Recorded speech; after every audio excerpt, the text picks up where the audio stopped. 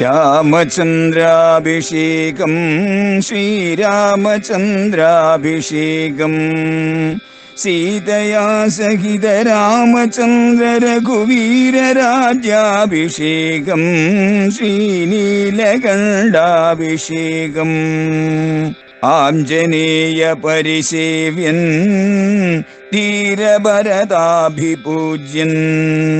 വീരലക്ഷ്മണ കുമാര ശത്രുഘ്ന സോദരാർച്ചിത പദാബ്ജൻ ശ്രീനീലകണ്ഠ ഹൃദയേശൻ രാമചന്ദ്രാഭിഷേകം ശ്രീരാമചന്ദ്രാഭിഷേകം. രാമായണത്തിനകത്ത് നമുക്ക് പ്രപഞ്ചത്തെ മുഴുവൻ കാണാം, പ്രപഞ്ചത്തിലെ എല്ലാ പദാർത്ഥങ്ങളെയും കാണാം. അവ തമ്മിലുള്ള ബന്ധങ്ങളെല്ലാം വ്യക്തമായി തീരും. ധർമ്മത്തിന്റെ തത്വം നമുക്ക് പകർന്നു തരാൻ വേണ്ടിയിട്ട് ബ്രഹ്മാവ് രാമായണം രചിച്ചത് ഈ പ്രകാരത്തിൽ ജഗത്തിന്റെ രഹസ്യങ്ങളെല്ലാം നമുക്ക് വ്യക്തമാകുമാറാണ്. അങ്ങനെ തന്നെയാണ് അതിനെ 24,000 ശ്ലോകങ്ങളിൽ വാൽമീകി സംവിധാനം ചെയ്തത്. അങ്ങനെ എല്ലാറ്റിനെയും, ജഗത്തിലുള്ള എല്ലാ പദാർത്ഥങ്ങളെയും, ജീവനുള്ളതെന്നും ജീവനില്ലാത്തതെന്നും നമ്മൾ തരംതിരിച്ചു വച്ചിരിക്കുന്ന എല്ലാ പദാർത്ഥങ്ങളെയും നമുക്കവിടെ കാണാം ഭൗതികമായ അർത്ഥതലത്തിൽ നിന്ന് ചിന്തിക്കുമ്പോൾ. പക്ഷെ ഈ ഭൗതിക അർത്ഥതലം മാത്രമല്ല രാമായണത്തിനുള്ളത്. യൂറോപ്യൻ ഭരണാധികാരികൾ ഭാരതത്തിൽ വന്നതിന് ശേഷം അവര് നമ്മളെ അങ്ങോട്ട് പഠിപ്പിച്ചു രാമായണത്തിന് ഭൗതികാർത്ഥതലം മാത്രമേ ഉള്ളൂ എന്ന്, ബാക്കിയൊന്നും ഇല്ല എന്ന്. അതുവരെയുള്ള നമ്മുടെ പാരമ്പര്യത്തിൽ എല്ലാ അർത്ഥതലങ്ങളുമുണ്ട്. പക്ഷേ യൂറോപ്യന്മാർ അങ്ങനെ പഠിപ്പിച്ചു. 150 വർഷത്തിലേറെ കാലത്തെ അവരുടെ വിദ്യാഭ്യാസ പരിപാടി ഇവിടെ തകർത്ത് നടന്നപ്പോ അത് നമ്മുടെ ഉള്ളിൽ ഏതാണ്ട് ഉറച്ചതിന് തുല്യമായി. സ്വാതന്ത്ര്യം കിട്ടിയതിന് ശേഷവും ആ പാശ്ചാത്യ സമ്പ്രദായത്തിലൂടെയാണ് നമ്മുടെ വിദ്യാഭ്യാസ രംഗം ഇപ്പോഴും പ്രവർത്തിച്ചു കൊണ്ടിരിക്കുന്നത്. ഭാരതീയമായ സമ്പ്രദായത്തിൽ വിദ്യ അഭ്യസിക്കുന്നതും അഭ്യസിപ്പിക്കുന്നതും ഗ്രന്ഥങ്ങൾ രചിക്കുന്നതും ഒക്കെ ഇന്നും വളരെ അപൂർവമാണ്, ഇന്നും വളരെ വിദൂരമാണ്. ഭാരതീയമായ സമ്പ്രദായത്തിൽ ഇതെല്ലാം പഠിക്കണമെന്നും പഠിപ്പിക്കണമെന്നും ഒക്കെ ആരെങ്കിലും പറഞ്ഞു കഴിഞ്ഞാൽ അയാളുടെ നേരെ ആക്രോശിക്കുന്നതാണ് ഇപ്പോഴും പൊതുവിൽ നമ്മുടെ നാട്ടിൽ നിലനിൽക്കുന്ന ഒരു പ്രവണത. രാമായണത്തിന് ഈ ഭൗതികാർത്ഥതലം മാത്രമല്ല, പിന്നെയോ അതിന് ഇതിനപ്പുറത്തുള്ള ഈ ഭൗതിക അർത്ഥതലത്തെ, ഭൗതിക ലോകത്തെ താങ്ങി നിർത്തുന്ന സൂക്ഷ്മ മണ്ഡലങ്ങളിൽ എത്തി നിൽക്കുന്ന അർത്ഥമണ്ഡലങ്ങളുണ്ട്. പൂർലോക തലത്തിലുള്ള അർത്ഥമുണ്ട്, സ്വർലോക തലത്തിലുള്ള അർത്ഥമുണ്ട്, മഹർലോക തലത്തിലുള്ള അർത്ഥമുണ്ട്, അങ്ങ് സത്യലോകം വരെ എത്തുന്ന അർത്ഥമണ്ഡലങ്ങളുണ്ട്. രാമായണത്തെ നമുക്ക് ഇങ്ങനെ അതിന്റെ സൂക്ഷ്മമണ്ഡലങ്ങളിലേക്ക് കടന്ന് അതിന്റെ അർത്ഥവിചിന്തനം ചെയ്യുമ്പോൾ നമുക്ക് അതിനെ അത്യധികം സൂക്ഷ്മമായിട്ട് നേരിട്ട് അനുഭവിച്ച് അറിയാനായി സാധിക്കും. അതിന് ആധിദൈവികമായിരിക്കുന്ന അർത്ഥമണ്ഡലങ്ങൾ എന്ന് പറയും. ഇനിയോ അത് പരമാത്മാവിന്റെ മണ്ഡലം വരെ ചെല്ലും. അതിന്റെ അർത്ഥം അതിന് ആധ്യാത്മികമായ അർത്ഥതലമെന്ന് പറയും. ലൗകികമായ അർത്ഥമണ്ഡലത്തിന് അതിഭൂതമായ അർത്ഥതലം. ആധി ഭൗതികം, ആധി ദൈവികം, ആധ്യാത്മികം എന്ന മുഖ്യമായ 3 അർത്ഥതലങ്ങൾ. ഇതിനെല്ലാം അനേക ശാഖകളും ഉപശാഖകളും ഒക്കെ ഉണ്ട്. അങ്ങനെ അനേകം അർത്ഥതലങ്ങളോട് കൂടിയതാണ് വാൽമീകി രാമായണം. ശ്രദ്ധയോടുകൂടി വായിക്കുന്ന എല്ലാവർക്കും അതെല്ലാം പ്രകാശിച്ച് കിട്ടുകയും ചെയ്യും. ഭാരതീയ ചിന്താപദ്ധതിയെ, ഭാരതീയ സംസ്കൃതിയെ, നമ്മുടെ ജീവിതക്രമത്തെ അടുത്തറിയാൻ ഈ വിവിധങ്ങളായ അർത്ഥതലങ്ങളെയെല്ലാം രാമായണത്തിൽ നിന്ന് കണ്ടെത്തി ഗ്രഹിക്കുന്നത് ഏറ്റവും പ്രയോജനപ്രദമായിരിക്കും. അങ്ങനെ സർവ്വ അർത്ഥതലങ്ങളും ഉള്ളതായ വാൽമീകി രാമായണത്തിന്റെ ഓരോരോ അർത്ഥതലങ്ങളാണ് പിന്നീട് നമ്മുടെ ഋഷിവര്യന്മാർ നമുക്ക് വിവിധങ്ങളായ രാമായണങ്ങളിലൂടെ പകർന്നു തന്നത്. നമ്മുടെ നാട്ടിലെ എല്ലാ ഭാഷകളിലും രാമായണം ഉണ്ടായി.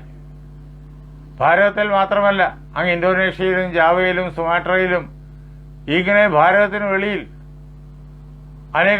അനേകം ദേശങ്ങളിൽ രാമായണം ഉണ്ടായി. എല്ലാത്തിനും അടിസ്ഥാനം വാൽമീകി രാമായണമാണ്. അതത് ദേശത്തിലെ ഭാഷയിൽ അവയെല്ലാം നിർമ്മിതമായി. ഒരു കാലഘട്ടത്തിൽ ഭാരതീയ സംസ്കൃതി ഈ ലോകത്തിന്റെ വളരെയേറെ വിപുലമായ ഭാഗങ്ങളിൽ തേജോമയമായി പ്രസരിച്ചുകൊണ്ടിരുന്നു, പ്രകാശിച്ചുകൊണ്ടിരുന്നു. അതിന്റെ ഫലമായിട്ടാണ് രാമായണം അവിടെയെല്ലാം ചെന്നത്. അവിടെയെല്ലാം ജനജീവിതത്തിന്റെ സംസ്കാരത്തിന്റെ ഭാഗമായി തീർന്നതും അതുകൊണ്ടാണ്. ഇന്ന് നമുക്കറിയാം, ഇന്തോനേഷ്യയിലെ ബാലി എന്നുള്ളതായ ദ്വീപ്, അവിടെ രാമായണം അവിടുത്തെ ജനങ്ങളുടെ നിത്യജീവിതത്തിന്റെ ഭാഗമാണ്. രാമായണത്തെ ആസ്പദമാക്കിയുള്ളതായ കലാരൂപങ്ങൾ അവിടെ എന്നും അവതരിപ്പിക്കപ്പെടുന്നു. രാമായണം എന്നും വായിക്കുകയും പൂജിക്കുകയും ഒക്കെ ചെയ്യുന്നു. അതേപോലെ തന്നെ ക്ഷേത്രങ്ങൾ, ക്ഷേത്ര ആചാരങ്ങൾ, ക്ഷേത്ര അനുഷ്ഠാനങ്ങൾ രാമായണത്തെ കേന്ദ്രിതമായിട്ട് ധാരാളമായി ഉണ്ട് അവിടെ. ബാലിയിൽ മാത്രമല്ല, ഇന്തോനേഷ്യയിൽ എല്ലായിടവും ഉണ്ടതെല്ലാം. ഇന്നും രാമായണം അവരുടെ സംസ്കാരത്തിന്റെ ഭാഗമായിട്ട് അവിടെ നിലനിൽക്കുന്നു. ഇങ്ങനെ ലോകത്തിന്റെ അനേകം ഭാഗങ്ങളിൽ രാമായണം അതത് നാട്ടിലെ ജനങ്ങളുടെ സംസ്കാര ഭാഗമായി നിൽക്കുന്നുണ്ട്. ഭാരതത്തിലും അങ്ങനെ തന്നെ എല്ലാ ഭാഷകളിലും രാമായണം ഉണ്ടായി.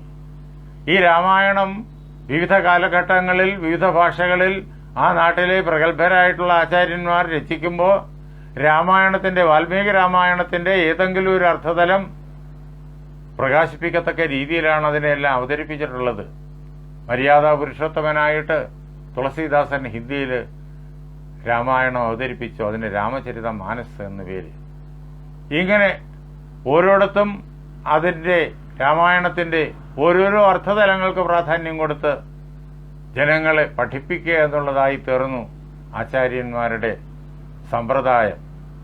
അതത് നാട്ടിലെ അതത് കാലഘട്ടത്തിന്റെ ആവശ്യത്തിനനുസരിച്ച് കേരളത്തില് തുഞ്ചത്ത് എഴുത്തച്ഛൻ രാമായണത്തിന്റെ ആധ്യാത്മികമായ അർത്ഥതലത്തിലാണ് ഊന്നൽ കൊടുത്തത്. എഴുത്തച്ഛന് മുമ്പും ഇവിടെ രാമായണങ്ങളുണ്ടായി. നമുക്ക് ഇന്ന് ലഭ്യമായിട്ടുള്ള പ്രാചീന കേരള മലയാള കൃതികൾ ഏതൊന്ന് അന്വേഷിച്ച് പോകുമ്പോഴേക്കും ശ്രീരാമന്റെ ഇരാമചരിതം, അത് ഏതാണ്ട് 13-ാം നൂറ്റാണ്ടോ 14-ാം നൂറ്റാണ്ടിലോ ഒക്കെ ഉണ്ടായതാണ്, ഒരുപക്ഷെ അതിനു മുമ്പ്. അതേപോലെ തന്നെ അനേകം രാമായണങ്ങൾ ഇവിടെ കോവളത്ത്, തിരുവനന്തപുരത്തുള്ള കോവളം ബീച്ച് ലോകപ്രസിദ്ധമാണ്. ആ കടൽ തിരവന്ന് അടിക്കുന്ന സ്ഥലത്ത് അവിടെ ഒരു വലിയ തറവാടുണ്ടായിരുന്നു പണ്ട്. ഇന്നും അതിന്റെ ഭാഗം അവിടെ നിലനിൽപ്പുണ്ട്. അവിടെ ആവാടുതുറ എന്നാണ് ആ ഭാഗത്തിന് പേര്. അവിടെ അയ്യപ്പിള്ള ആശാൻ ജീവിച്ചിരുന്നു, അദ്ദേഹത്തിന്റെ അനിയൻ അയ്യനപ്പിള്ളയും. അവരുടെ കുടുംബക്ഷേത്രവും ഇന്ന് നമുക്ക് അവിടെ കാണാം, ഭംഗിയായി സംരക്ഷിക്കപ്പെട്ടിട്ടുണ്ട്. അയ്യപ്പിള്ള ആശാൻ രാമകഥ പാട്ടായിട്ട് പാടി, അയ്യനപ്പിള്ള ഭാരതം പാട്ടും പാടി. അത് രണ്ടും നമുക്ക് ലഭ്യമാണ്. എന്റെ സാഹിത്യ ആചാര്യനായ ഡോക്ടർ പി കെ നാരായണപിള്ള നഷ്ടപ്രായമായ ആ പുസ്തകങ്ങളെ കണ്ടെത്തി അതിനെ മലയാള ലിപിയിൽ നമുക്ക് മനസ്സിലാകുന്ന പ്രകാരത്തിൽ എഴുതി മലയാളത്തിലുള്ള വ്യാഖ്യാനത്തോടുകൂടി വിപുലമായിട്ട് അദ്ദേഹം പ്രസിദ്ധീകരിച്ചു. അങ്ങനെ നമുക്കത് ലഭിച്ചു. രാമകഥപ്പാട്ട് ശ്രീപത്മനാഭസ്വാമി ക്ഷേത്രത്തിൽ പാടുന്ന സമ്പ്രദായം പണ്ടുണ്ടായിരുന്നു. ഒരു നൂറ്റാണ്ടിന് മുമ്പ്, അതിന് കുറേയേറെ മുമ്പ് അത് നിന്നുപോയി. അങ്ങനെ അയ്യപ്പിള്ള ആശാന്റെ രാമകഥപ്പാട്ടുണ്ട്, 600 കൊല്ലം മുമ്പാണത്. അത് കഴിഞ്ഞിട്ട് നിരണത്ത്, തിരുവല്ലയ്ക്കടുത്ത് രാമപ്പണിക്കര് രാമായണം പാടി, കണ്ണശരാമായണം എന്ന പേരിൽ അത് പ്രസിദ്ധമാണ്. വേറെയും കൃതികൾ കണ്ണശന്മാരുടേതായിട്ട് നമുക്ക് ലഭിച്ചിട്ടുണ്ട്. അതിൽ കണ്ണശരാമായണം രാമായണത്തെ ആസ്പദമാക്കിയുള്ള അത്ഭുതകരമായ രസകരമായ ഗ്രന്ഥമാണ് അന്നത്തെ ഭാഷയിൽ. വീണ്ടും ഭാഷയ്ക്ക് സംസ്കൃതവുമായിട്ടുള്ള അടുപ്പം കൊണ്ട് പരിവർത്തനം ഇങ്ങനെ വന്നുകൊണ്ടിരിക്കുകയാണ്. അത് കഴിഞ്ഞിട്ട് പിന്നെ വന്ന വളരെ വിപുലമായ വേറെ രാമായണം ഒരു ചമ്പു രൂപത്തിലാണ് വരുന്നേ. ഗദ്യവും പദ്യവും കൂടിക്കലർന്നുള്ളതായ കാവ്യം, അതിനാണ് ചമ്പു എന്ന് പറയുക. കോഴിക്കോട് സാമൂതിരിയുടെ വിദ്വത്സദസ്സിന്റെ ഭാഗമായിരുന്ന, അതിൽ അംഗമായിരുന്ന പുനൻ നമ്പൂതിരി രചിച്ച ഭാഷാരാമായണ ചമ്പു വളരെ വലിയ ഒരു കാവ്യകമാണ് രസകരമായ കാവ്യമാണ്. അതിന് നമ്മുടെ കൂത്തിനോടും കൂടിയാട്ടത്തിനോടും ഒക്കെ അതിൻ്റെ ഘടനാപരമായിട്ടുള്ള തലങ്ങളിൽ ബന്ധം ഏറെയുണ്ട്. ഇന്നേക്ക് 400 വർഷം മുമ്പാണ് പുനനമ്പൂതിരിക്ക് ശേഷം തുഞ്ചത്ത് ആചാര്യൻ അവിടെ തിരൂര് തുഞ്ചംപറമ്പിലിരുന്ന് രാമകഥ കിളിപ്പാട്ടായിട്ട് നമ്മെ കേൾപ്പിച്ചത്. കിളിയാണ് പാടുന്നത്.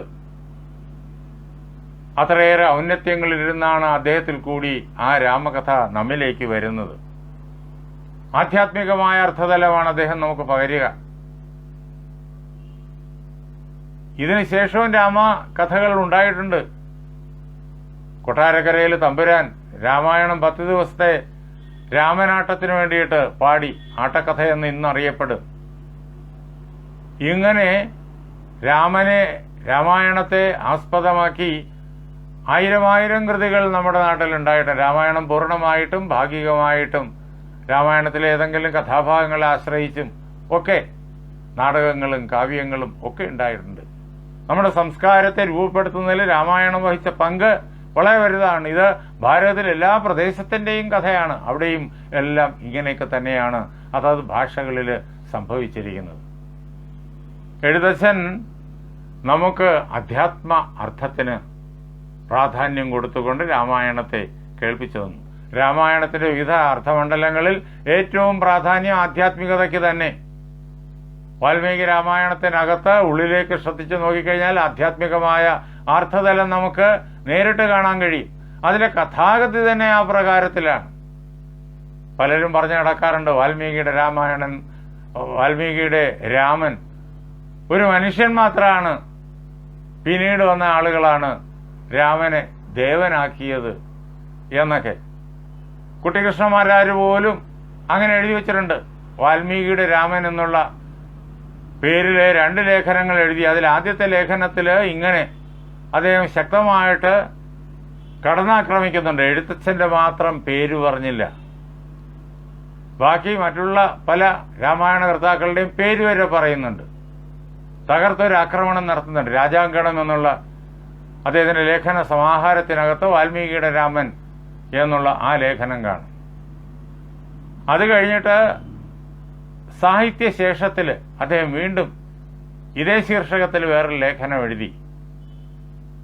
രാജാങ്കണത്തിൽ അദ്ദേഹം എഴുതിയ ലേഖനത്തിൽ എന്തൊക്കെ പറഞ്ഞുവോ അതിനെയെല്ലാം തള്ളിക്കളഞ്ഞുകൊണ്ട് പരമാത്മാവിന്റെ അവതാരമായ രാമന് അദ്ദേഹം അതിലൂടി സാഹിത്യശേഷത്തിലെ വാൽമീകിയുടെ രാമൻ എന്നുള്ള പ്രബന്ധത്തിൽ അവതരിപ്പിക്കുന്നു. വാൽമീകിയുടെ രാമൻ ഒരിക്കലും വെറും മനുഷ്യനല്ല. അദ്ദേഹം ഒരേ സമയം മനുഷ്യനാണ്, അതേസമയം ദേവനാണ്, അതേസമയം ദേവദേവനുമാണ്, അതേസമയം അദ്ദേഹം അതിനുമപ്പുറം പരമാത്മാവുമാണ്. രാമനെ പരമാത്മാവായി നമുക്ക് കാണിച്ചു തരുന്നത് വാൽമീകി തന്നെയാണ്. എത്രയോ ഉദാഹരണങ്ങൾ. ആ കഥ മുഴുവൻ അങ്ങനെയാണ് ചിട്ടപ്പെടുത്തിയിരിക്കുന്നത്. ഒരു ഉദാഹരണം മാത്രം ഞാൻ കേൾപ്പിക്കാം. ഇനി നമ്മൾ കാണാൻ പോകുന്നത് തന്നെയാണതും.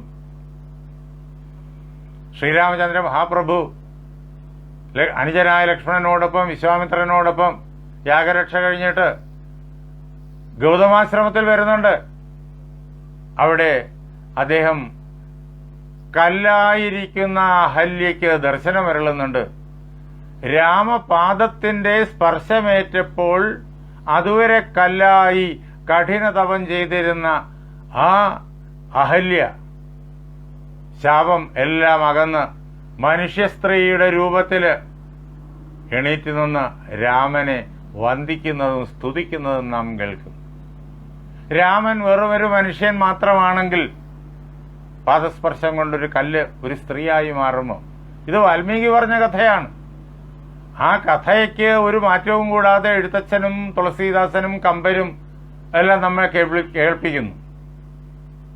അങ്ങനെയാണ് അവർ കേൾപ്പിച്ചിരിക്കുന്നത്. നാം ഇത്രമാത്രം ചിന്തിച്ചാൽ മതി. വാൽമീകി രാമനെ അവതരിപ്പിച്ചത് വെറും മനുഷ്യൻ മാത്രമായിട്ടാണോ? അല്ല എന്നുള്ളതിന്റെ തെളിവുകൾ ആണ് ആ കഥയിൽ ആദ്യവസാനം. ഒന്ന് മാത്രം സൂചിപ്പിച്ചു എന്നേ ഉള്ളൂ. ഒരു മനുഷ്യന്റെ പാദസ്പർശം കൊണ്ട് ഒരു കല്ലും മനുഷ്യ സ്ത്രീയാവില്ല. ആർക്കും ശാപമോചനം പാദസ്പർശം കൊണ്ട്, മനുഷ്യന്റെ പാദസ്പർശം കൊണ്ട് ഉണ്ടാകാനും പോകുന്നില്ല. പക്ഷേ ഇവിടെ വാൽമീകി അങ്ങനെ തന്നെ വർണ്ണിച്ചിരിക്കുന്നു. അതാണ് വാൽമീകിയെ അവതരിപ്പിച്ചത് മനുഷ്യനായ രാമനെ മാത്രമല്ല, മനുഷ്യരൂപിയായി ഭൂമിയിലേക്ക് അവതരിച്ച പരമാത്മാവിനെയാണ്. ഒരേ സമയം ഈ അർത്ഥതലങ്ങളെയെല്ലാം കൂട്ടിയിണക്കി ആ 24,000 ശ്ലോകങ്ങളിലൂടെ നാം കടന്നു പോകുമ്പോൾ ശ്രദ്ധയുള്ളവർക്ക് അങ്ങേയറ്റം സൂക്ഷ്മമായ അർത്ഥമണ്ഡലങ്ങൾ വരെ ചെന്നു ചേരാൻ പാകത്തിനാണ് അദ്ദേഹം ആ കഥ എഴുതിയിരിക്കുന്നത്. ആ കഥയുടെ സ്ഥൂലരൂപം അങ്ങനെ തന്നെയാണ്, അതിലെ സംഭാഷണങ്ങൾ അങ്ങനെ തന്നെയാണ്, അതിലെ വർണ്ണനകൾ അങ്ങനെ തന്നെയാണ്, അതേപോലെ തന്നെ അതിലെ ശാസ്ത്ര വിശകലനങ്ങൾ അങ്ങനെ തന്നെയാണ്.